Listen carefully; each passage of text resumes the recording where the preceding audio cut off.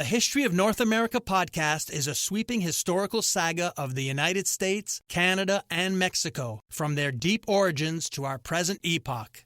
Join me, Mark Vinette, on this exciting, fascinating, epic journey through time, focusing on the compelling, wonderful, and tragic stories of North America's inhabitants, heroes, villains, leaders, environment, and geography.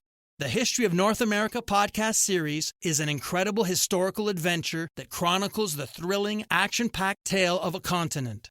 I invite you to come along for the ride.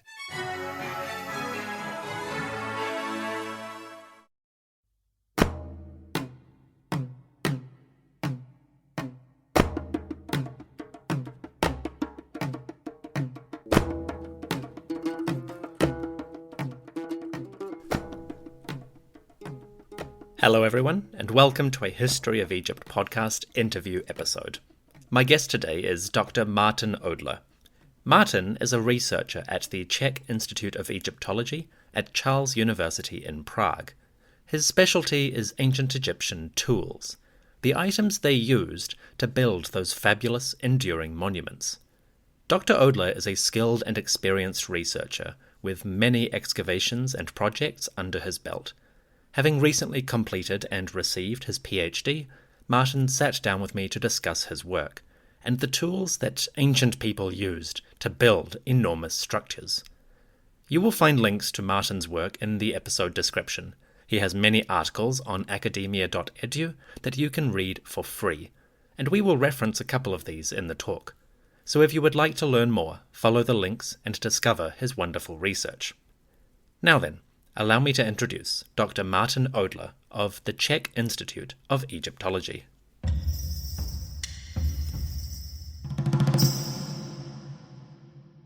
Okay, so Dr. Odler, Martin, welcome to the History of Egypt podcast, and thank you very much for joining the show. Thank you very much. Thank you for having me. So you are currently based in Prague, am I correct? Yes, that's correct. How are things going there for you and your colleagues? Well, the institute is working, but the general situation is not yet good regarding the coronavirus, so we will need to wait a few months to get better in general. Sure. Yeah. You mentioned just before we started recording that you defended your dissertation in the middle of the pandemic. How was that experience? Was that difficult to do, or did it go okay? At the start, I was lucky enough to have time to finish because there was the first lockdown, the better one, and unfortunately in September there was a still window to defend in person. Oh, very good. And it was before all the lockdowns and started again, and the situation became much worse. So that's good. You got just the right timing for defending. That's good. Okay, so Martin, supposing you went to a cocktail party and you needed to explain your research to a stranger, how would you describe what it is that you study in general? I'm interested in ancient Egyptian technology, especially of metals, of what objects, what artifacts ancient Egyptians were using for their crafts or other tasks, from what material were these objects made, and how was their technology and production working. So how they were gathering the material, how they were processing it, and how they were using it for production of, let's say, weapons, tools, vessels, and other objects which can be made of metal, especially copper. Sure. Okay, so metals, metalworking and tools and things, is there a particular historical period that you specialize in, or do you look at the full range? I started with the Old Kingdom, so basically 3rd millennium BC, but I realized very soon that if you need to understand this one narrow particular period, you need also to know about the other periods, because sometimes you can have in an archaeological context something which is later or earlier So I started with the Old Kingdom, with the 3rd millennium BC, but I'm trying to now to have more information about the other periods, especially of ancient Egyptian Bronze Age, which is roughly 3rd and 2nd millennium BC, and also ancient Egyptian, let's say, Copper Age, which is basically 4th millennium BC, but the limits, the chronological limits of these periods are not clear. They are blurred, somewhat. Yep. They're a bit fuzzy. Yeah, fair enough. Yeah. And is there a particular area of Egypt that you specialize in? Like, is it north, south, Sinai, or is it all over the place? Czech Institute of Egyptology is working at the site of Abusir, which is near Cairo, and it's between the let's say more famous sites of Giza and Saqqara. And that's where I started working with the material which Czech mission excavated in last decades. And there were several chance finds of rather big assemblages of model tools from the Old Kingdom. So this was my starting point. And then I found out that this topic was not studied in that much detail in the past. So there was, let's say, there was an opportunity to study also other material in other museum collections. Okay. So generally speaking, if the Copper Age, quote unquote, begins roughly in the 4th millennium BC, when do specific tools made of copper or alloys start to appear in Egyptian and Nubian archaeology? It's roughly around the first half of the 4th millennium BC. Already Badarian archaeological context. Some Badarian graves have some copper artifacts, but also copper ore, malachite. These objects are rather small, but of course, already in Badarian, the graves were looted, so maybe there was more. And Badarians were already, we know that they were experimenting with the glazing techniques. Okay, what's that? It's something between pottery and glass. Right. And they are making what is known now as ancient Egyptian faience. And the earliest examples are in Badarian. So we can see that they were experimenting with what we call pyrotechnology, with what you can do with fire. So we might expect that they were also starting to experiment with copper. But then the major breakpoint is second phase of Nakada culture.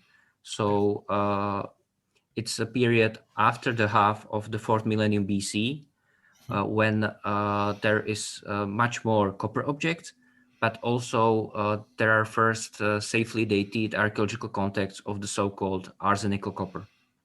Okay.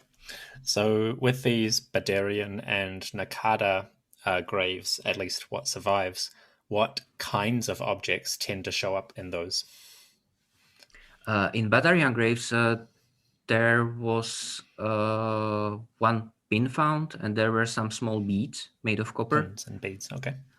Yeah, so basically you have, the technology is, in case of beads, you have a little metal sheet, so you just hammer it to the shape. And in case of pins, you have a little metal rod. So you are able to cast this rod and use it for maybe for textile production. This is the most probable interpretation. Sure. And then as we move to Nakada, we have more examples of these pins, of the beads, of let's say fish hooks.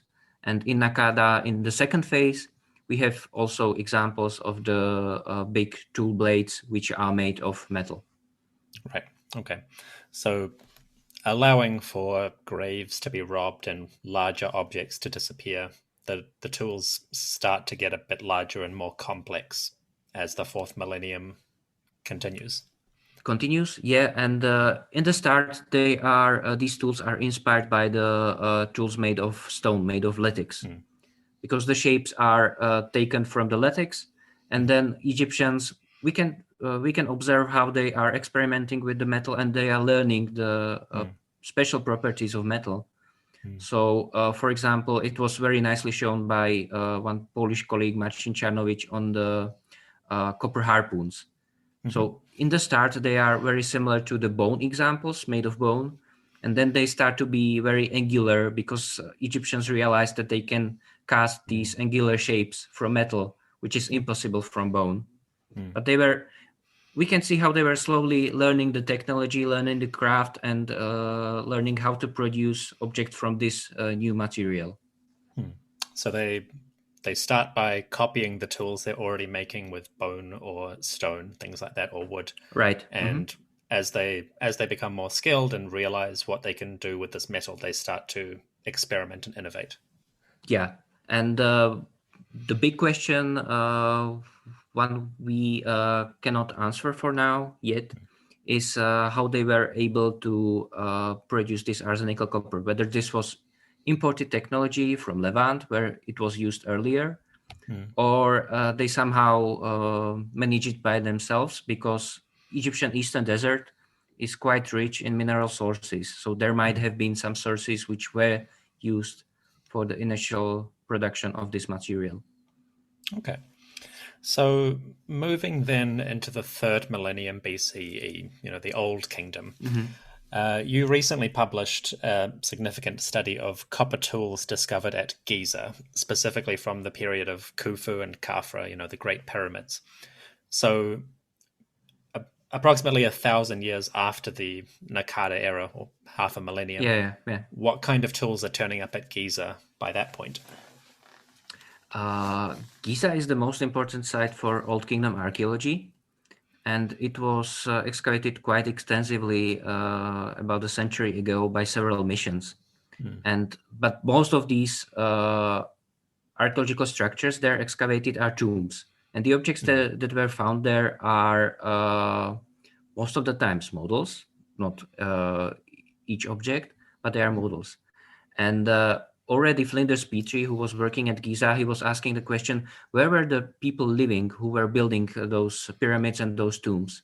And he was able to excavate some structures, and he said, well, these are these settlements. But actually, it turned out that these are rather maybe workshops for these craftsmen. Okay. And the project of Mark Lehner was able to localize the settlement, Het El Ghurab, but this is mostly from the reign of Khafra and Menkaura, so it's rather late in the 4th dynasty. And actually, the material which was found by Lehner, we are able to connect with a small excavation by Austrians, which was done in 70s by Karl Kromer, and he excavated refusal layers of destroyed settlement and workshops from the 4th dynasty. And he found there also ceilings of the Khufu and Khafra. So we have this earlier phase. We have those big assemblages of the objects which are coming from the tombs. And now we have just a little material from the settlements and from the workshops. And our study focused on this. This was only 15 objects, but these objects are coming from the settlement context. So they are closer to the real life of the Old Kingdom, of the 4th dynasty. And we can study those small fragments of the bigger tool blades, but also small objects like needles or a fish hook. And we can say by this study and on the study of this corpus, how the material which was used on the settlements looked like, and compare them with what we know about the other stuff from Giza, from the settlement excavations of Mark Lehner. And there was also an Egyptian mission working there, uncovering in 70s some copper processing furnaces. But let's say this part would deserve more excavation. Sure. So what is the main point here is that we have tools from the settlement context. And based on these, we can say that the bigger tools were made of this arsenical copper. Okay. And smaller tools like needles were, let's say, more heterogeneous, because you had also arsenical copper, but you had also copper with impurities. So it's 99% of copper, and you have some so-called trace elements in these objects. Okay, so you've mentioned a couple of times now this arsenical copper. So this is copper with a higher percentage of the mineral arsenic in the copper itself. So what's the difference between arsenical copper and natural pure or impure copper from a metalworking and tool perspective? What's the benefit of arsenic?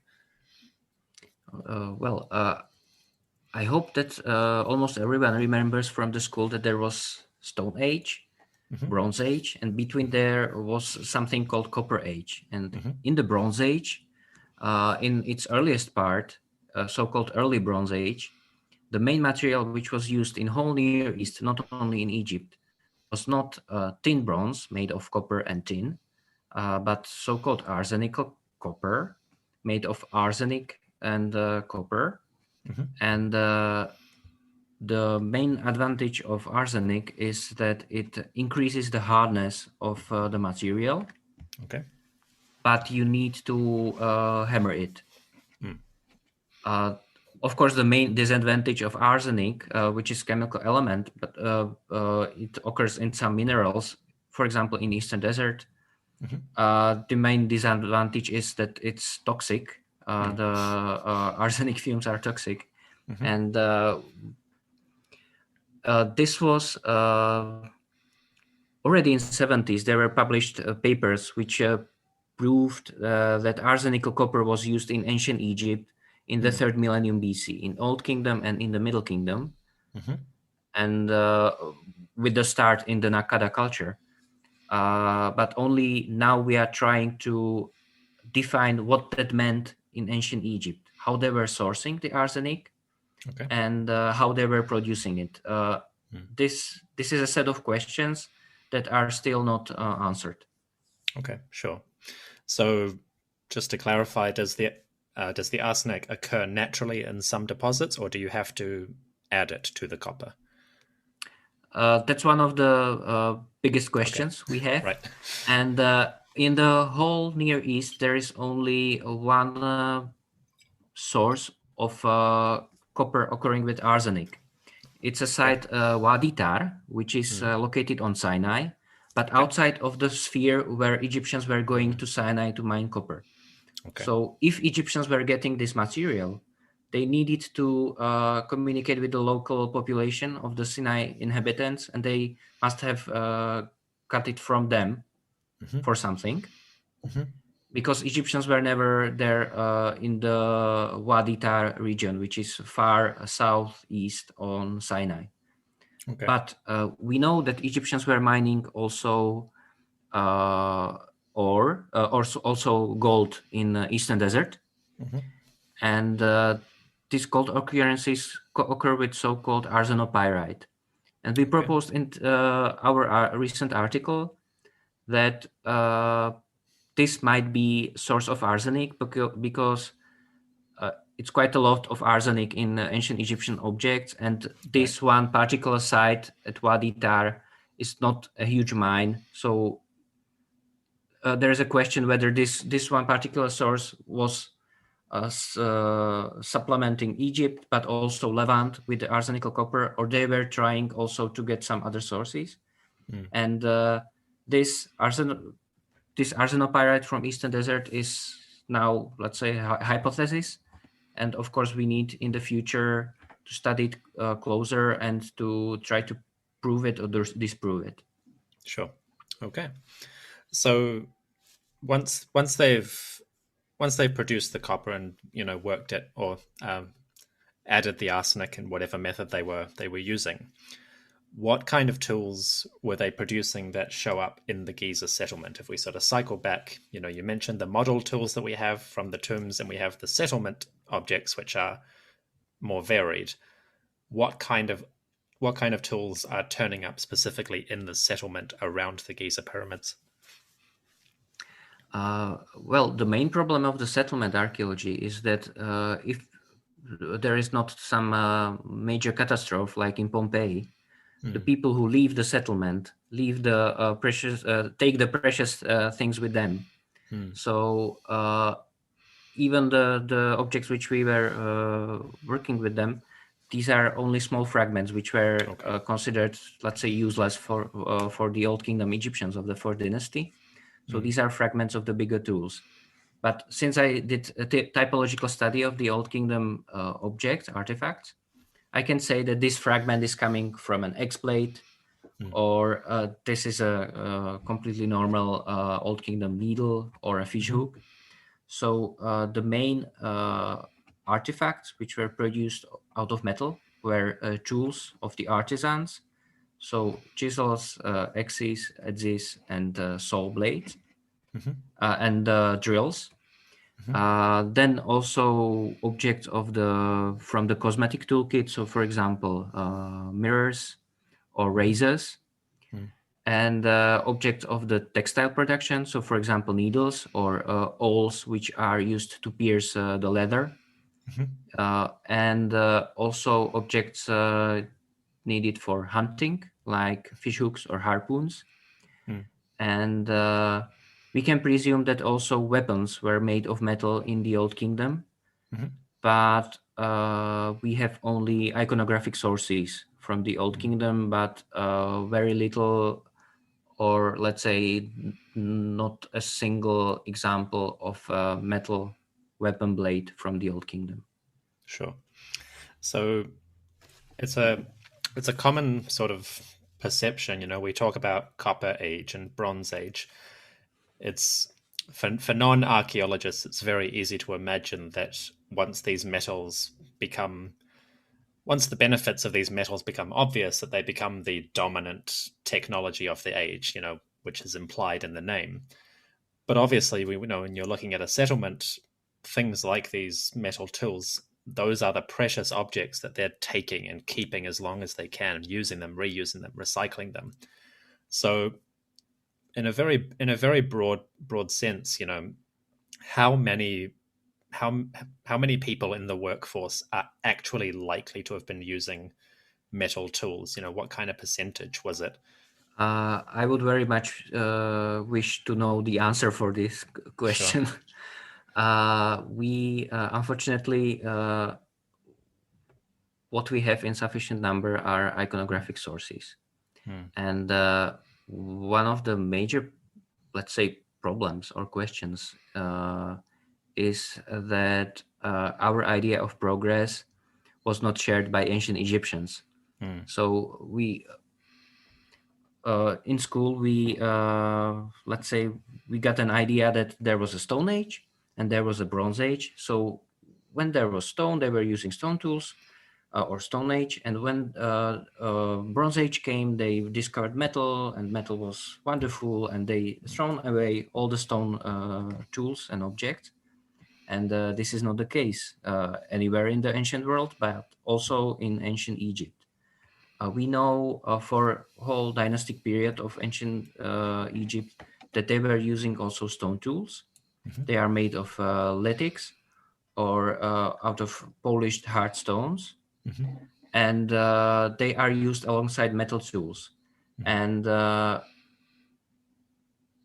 really a big question which still baffles me is this percentage. How many artisans were using the flint tools and how many of them were using the metal tools? Actually, also from this context, which was excavated by Austrian archaeologist, by Karl Kromer, the majority of the preserved objects were made of latex. So there were also, let's say, big edge blades made of latex, made of chipped stone, chipped flint. And these must have been used in craft operations. But most probably the latex were not so important. So they ended up in huge numbers in this refuse layer. But in case of metals, they picked all the big fragments of the metal to be recycled, because this is an advantage of the metal. It can be recycled into something new. But what we are left with are only these small fragments and pieces which were not considered important for the Old Kingdom Egyptians.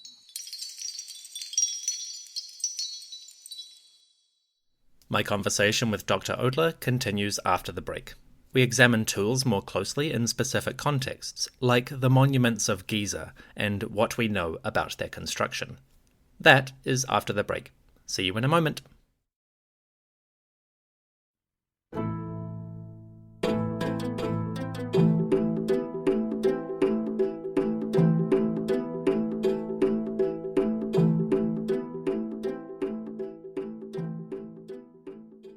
So let's just take, for example, say a copper chisel, and we'll use Giza as an example. If we think about the sheer scale of what was happening at Giza, what would a person be likely using a copper chisel for? What would that tool be best suited for? The most frequent material in Giza is limestone. Mm-hmm. And this can be perfectly worked with the arsenical copper chisels or other tools. Mm-hmm. Also, we can suppose that there was a lot of wood worked there. For example, for the boats or ships which were shipping the stones from Tura, from the opposite bank of Nile, where you have the nice white fine limestone which was used for the casing of the pyramids. Mm. So for the limestone, you are fine. Mm-hmm. With the arsenical copper chisels and tools, more difficult situation is with the harder stones, like granite. But there was a very nice book by a British engineer, Dennis Stokes, Experiments in Egyptian Archaeology. And he demonstrated quite convincingly that flint tools are very good for rough working of the granite. Mm-hmm. Or you can use even harder stones than granite, so-called dolerite or dolerite. And this you can use for the rough shaping of the stone. Mm-hmm. And then you can use finer tools, or in case of the sarcophagi made of granite, you can use tube drills, mm-hmm. which are best produced from metal. Mm-hmm. But then you are using sand as an abrasive. Mm. So you can drill in, well, it's a long amount of time, but you can drill eventually an inside space of a granite sarcophagus. And since you are making it only for a king or for several very special individuals, you are not producing hundreds and thousands of them. Mm. So you can assign specific craftsmen for these tasks. Sure. Of course, we do not understand these processes completely. But one of the main things is that we didn't have yet sufficient data for the arsenical copper metalwork from the settlements, and our study is the first one from the Old Kingdom, focusing on the settlement remains and on the chemical and practical properties of these tools. Okay, so a combination of methods, and they're not using just one tool at a time. They're using a tool in combination with sand or stones and water to, enhance the efficacy. Just one last sort of logistics question, which I believe has been touched on by experimental archaeology a little bit. So let's say you have a workforce of skilled craftsmen working with these copper chisels or copper saws, all kinds of tools. Obviously, that metal is going to blunt, it's going to degrade through repeated use. So what I'm curious about is whether you or anyone you are aware of has, sort of studied how quickly you can melt down and reshape and rework these tools, basically how quickly you can recycle and repair them. If a workforce was, working at Giza with copper tools, would they have needed a large support industry of metal workers to keep the supply of tools constantly rotating? This is one of the questions that might be partially answered by the Old Kingdom iconographic sources. Because we have a lot of metalworking scenes from the Old Kingdom. And one of the frequent motifs is this reshaping or resharpening of the tools, tool blades. And of course, the most strained parts of these tools were the cutting edges. So they needed to be repeatedly resharpened and shortened because they were, of course, the cutting edges were strained by the work. And there must have been some kind of backup force for these craftsmen which were working with these tools to reshape them, resharpen them, and if the tool was rather short, they could have remelt the material. Unfortunately, we don't have papyri from the Old Kingdom which would speak about these processes. Only in Wadi al-Jarf papyri there is a mention of the shipping of edge blades together with other objects. But we have quite a good papyrus, so-called Papyrus Reisner II, from the Middle Kingdom. And this is a work log of the copper workshop attached to a royal shipyard in near Abydos in the city This. Yeah. And these are work logs through, I think, 3 years. And this is a metal worker writing down which tools were shipped to him, what he did with them, and how he shipped them further to the, let's say, customer. It was I think, steward, one of the officials of the Middle Kingdom, who was most frequently bringing him the tools which needed to be repaired. Okay, so just out of curiosity, how many tools was that craftsman working on in a given week or month? Was it a large volume, or was he sort of specializing in a few important things? It seems that his work was temporary. So, for example, we have only for two seasons of the Egyptian year, we have the listings or the entries, and then he stopped, and then the work continued again. And he was working with about 10 or 15 tool blades at a time. And he was noting down the weight of the tools because the weight of the metal was the most important information about these. And the tools were quite heavy. So large, significant pieces. Yeah. So a single metal worker was able to manage 10 to 15 large pieces at any one time. Well, there is a problem. We know what he was writing down, but we don't know what he was not writing down and what he was doing beside his regular job. Yeah, I was more just meaning the fact that he can keep multiple recycling tool projects on the go at any one time. That's and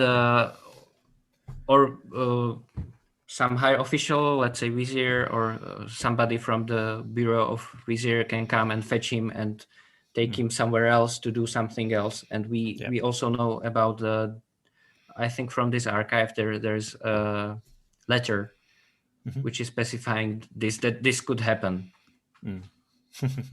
Very good, very interesting. So you've worked now with tools from Giza, and you've studied the typology and the larger corpus of model tools particularly. So what is the next step that you sort of want to take with this research? Where do you hope to go with this? Just recently we have published a catalog of the metal objects which we studied in the Egyptian Museum of Leipzig University. And we have tried to show what is possible with the archaeometallurgical methods. And we tried to define the metal objects as historical sources. They are historical sources of their very own special nature.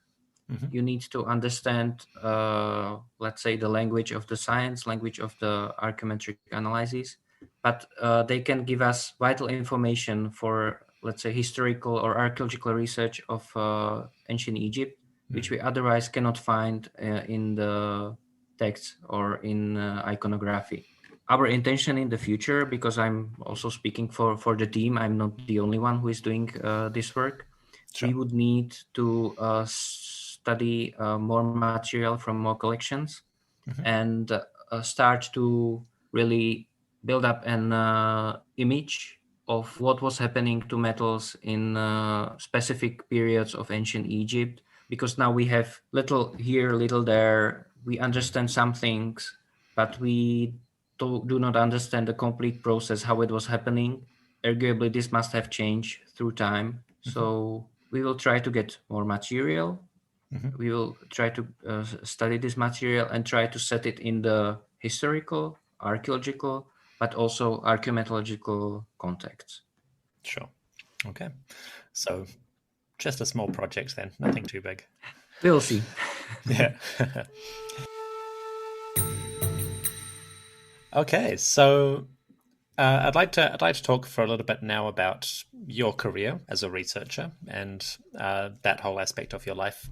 So, what drew you to archaeology and Egyptology as a research discipline? I was interested in what happened in the past, and I started with the dinosaurs.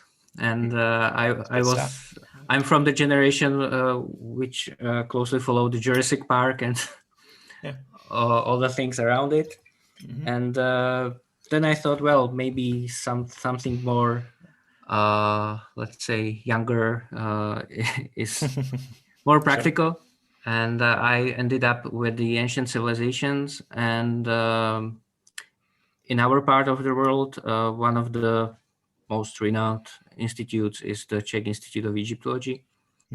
And I was also not so sure about my German, so I did not go to Vienna. I went to study to Prague. I started with prehistoric archaeology and medieval archaeology, and then moved to Egyptology. So let's say I have an archaeological background, and I try to look on the Egyptological problems with the point of view of an archaeologist. Okay, so you've been working with the Charles University in Prague and the Czech Institute of Egyptology specifically for many years. And, as anyone who's aware of the Czech Institute knows, they are very active archaeologically. Almost always some excavation is running somewhere. So what kind of sites have you worked at for both the Czech Institute and other institutions? My main work place in Egypt is Abu Sir. It's the concession of the Czech Institute of Egyptology. It's a pyramid field of the kings of the 5th dynasty and of the officials from the 5th dynasty, but also from other periods of the Old Kingdom and then late period. And I worked there. I started there in 2009, still as a student, and I took part in most of the excavations in the last decade. And I took part also in the Institute's project in Sudan, but only for 1 year. And these were the very interesting Mesolithic and Neolithic settlements and burial grounds in Sudan, in absolutely wonderful landscape of the 6th Nile Cataract. But my main work site is Abu Sir. Okay. So do you have a particularly favorite memory or experience from working in the field, either at Abu Sir or somewhere else? Is there something that really stands out as a treasured memory? From all the things which we studied and excavated in the last decade, maybe the most wonderful artifact that we were working on was the 3rd dynasty boat, associated with a tomb from the 3rd dynasty. And this wooden boat had a length of about 18 meters. And it was this eerie experience of excavating a boat in the middle of the desert, which was really something extraordinary. So this was just to clarify, this was a 3rd dynasty tomb at Abu Sir? Yes. This was 3rd dynasty tomb at Abu Sir, and south of this tomb, after the excavations of the tomb ended, we by chance we have come across a wooden boat, and based on the archaeological context, based on the associated finds, this boat is from the period of the existence of this tomb, and we can connect the tomb with the boat. Unfortunately, we don't have neither the name nor the titles of the owner of the tomb. Oh, well. So he must have been quite a high-ranked person of the late Third Dynasty. There was a bowl with an inscription of King Huni found in the mastaba, in the burial chamber, but we don't have the name and the titles. Malish. Fascinating. So when was the Third Dynasty tomb and the boat? When were you working on that? The mastaba was excavated in 2010, and the boat was excavated and studied in 2015 and 2016, but it's not yet published. It's one of the many things that we excavated, and they are still in the pipeline. Although, to say for my part, the tombs in which I have participated or I was leading the excavations, we have published the preliminary reports, and right now I'm working on the one remaining little tomb from the 2016. So I will have all my debts paid. Very good. For now. That is very quick for archaeology. Just 5 years. That's good. So one last question, which is something that I ask everyone who comes on this show, which is that, looking back at the ancient world, if you could answer one question, or if you could definitively fill just one gap in the archaeological data, 100% certainty, just put one issue to rest, what would you choose to know and why? It's this big question of the production and use of arsenical copper, because in many things and in many cases, you can still go back to contemporary Egypt and ask craftspersons, ask local population about the meaning of certain things, about how they use them, how they produce them. But this craft of the production of arsenical copper objects is long lost, because in the Middle Kingdom and in the New Kingdom, the ancient Egyptians moved to the production of tin bronze, which is quite usual, and tin bronze is also for specific purposes used until present day. But in case of arsenical copper, this knowledge is completely lost, so we have to reconstruct this knowledge from the sources, from the artifacts themselves, and from but unfortunately, written and iconographic texts are not that helpful in this regard. So this would be a thing that I would like to ask some ancient Egyptian metalworker, how they were doing this, and how they were producing those objects.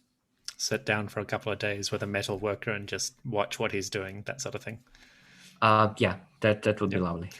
Absolutely, fair enough.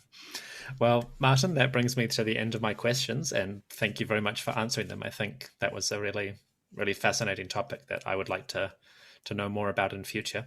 So thank you very much for coming on the podcast, and I hope you'll consider joining the show again in the future to discuss, the next steps of your research. And then when you finally crack the code of arsenical copper, you can come back and celebrate. Thank you very much. Thank you for having me. Thank you.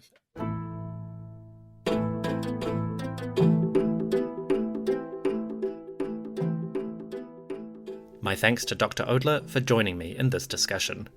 If you are interested to learn more about his research, follow the links in the episode description. There you can find his articles for free on academia.edu, or his book that is now available on Amazon. Follow the links and learn more about ancient Egyptian tools, technology, and what archaeologists can learn from them. That's all from me. I will see you next week. May Ptah keep your tools sharp and sturdy, and always guide your chisel.